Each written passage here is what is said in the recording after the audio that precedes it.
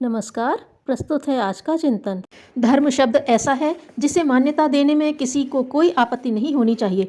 धर्म अर्थात नीति निष्ठा, न्यायशीलता, संयम, सदाचार, उदारता आदि इन सद्गुणों को ही धर्म कहा गया है। भगवान मनु ने हिंदू धर्म की व्याख्या में जो 10 लक्षण बताए हैं वे प्रकारांतर में उपरोक्त सद्गुणों के रूप में ही इस महान तत्व ज्ञान को प्रस्तुत करते हैं।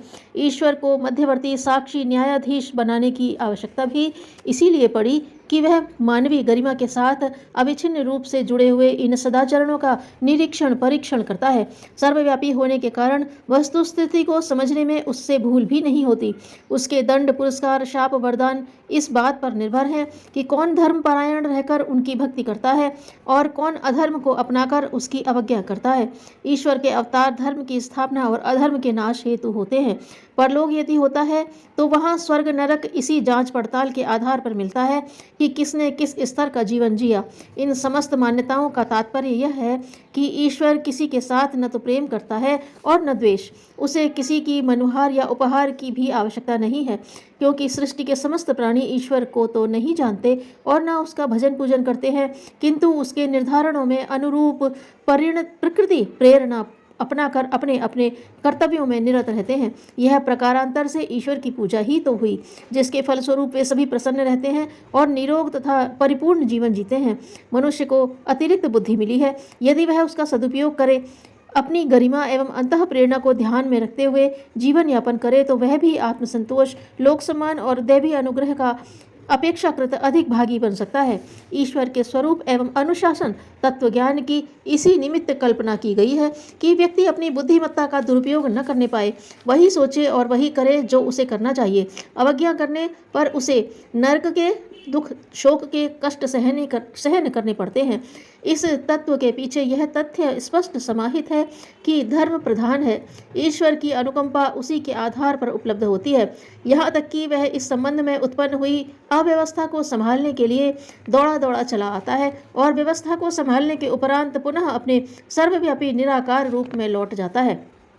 मनुष्य मात्र का धर्म एक है और वह एक ही रहना चाहिए। उसमें मतभेद की कहीं कोई गुंजाइश नहीं है।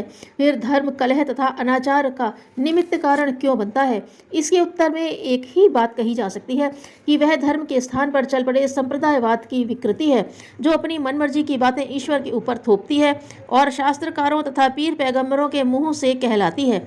अन्यथा जिस ईश्वर ने सभी प्राणियों को सृजा है और सबको अपने कर्तव्यों का बोध प्रकृति प्रेरणा के अनुरूप कराता है, वह मनुष्य के साथ ही ऐसी व्यतिरेक क्यों करता है कि किसी वर्ग को कुछ और दूसरों को अन्य प्रकार के आदेश दे?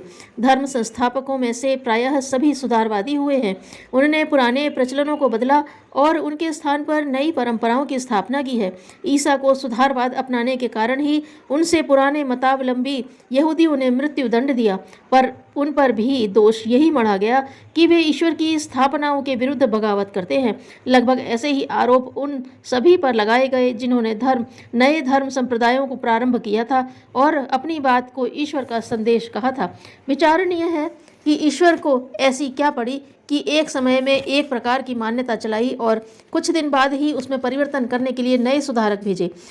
वास्तविकता यह है कि धर्म अनादि और अनंत है। मनुष्य के लिए उसमें ऐसे निर्धारणों का समावेश है जिनके आधार पर वह सज्जन, सचरित्र एवं दूसरों का सहायक सहयोगी बनकर रहे। उसमें प्रेम और करुणा को, संयम और सेवा को प्रश्रय दिया गया है। सभी धर्मों में इन महान सिद्धांतों का समावेश है, इसलिए उन्हें ही धर्म की आत्मा माना जाना चाहिए। उनमें छल, दंभ, निष्ठुरता, क्रूरता एवं अपराधी दुष्प्रवृत्तियों के लिए कहीं कोई गुंजाइश नहीं है। संप्रदायों के बीच ऐसा दुराग्रह पाया जाता है कि हमारी मान्यताएं एवं प्रथा परंपराएं ही सही हैं, उसके अतिरिक्त और सब झूठे हैं। अपनी पुस्तक में जो कुछ कहा गया है वही ईश्वर का वचन है और जिसकी मान्यता इससे भिन्न है वे सभी नास्तिक हैं और इस योग्य है कि उन्हें प्रताड़ित किया जाए, धरती पर से मिटा दिया जाए। ऐसे प्रतिपादन ईश्वरकृत नहीं हो सकते। वे संप्रदायों के दुराग्रह हैं। इसी के कारण खून खराबा होता है और घृणा से द्वेष की, परायेपन की भावना फैलती है। प्रथा परंपराएं बनती रही हैं, सांप्रदायिक अनुबंधों में अंतर पड़ता रहा है, पर मानव धर्म का मूलभूत आधार सदा एक ही रहा है। उनमें अंतर आने की कोई गुंजाइश भी नहीं है। प्रथा परंपराएं समय के साथ चलती हैं। दर्शन, तत्वज्ञान, धर्मशास्त्र की भिन्नता ऐसी ही है जैसी कि उन उद्यानों में ठगे हुए उन उद्यानों में उगे हुए विभिन्न रंग और गंधों वाले फूलों की विभिन्नता, उसके कारण बगीचे की शोभा बढ़ती ही है, घटती नहीं। विभिन्न विशेषताओं वाले पुष्प एक दूसरे के शत्रु नहीं होते और न अपने अतिरिक्त और सबों को उखाड़ देने की बात कहते हैं। यही बात दर्शन शास्त्रों और आचार संहिताओं के संबंध में है। वे समय समय पर इसीलिए प्रकट हुई हैं कि पुरानी मान्यताओं में जिन विकृतियों का समावेश हो गया है उनका निराकरण किया जाए। यह अपने अपने ढंग के तर्क और प्रतिपादन है। हलवाई की सभी मिठाइयाँ मीठी होती हैं, यह अपनी रुचि की बात है कि उनमें से किसे चुना जाए, किसे नहीं।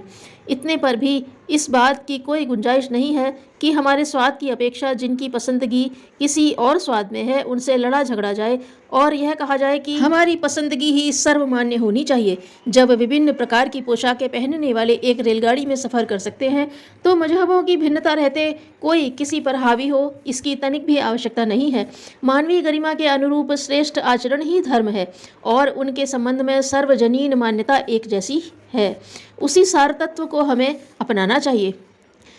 जिस प्रकार शरीर की आवारागर्दी अपराध है, वैसे ही विश्वास की अस्थिरता मानसिक जुर्म है।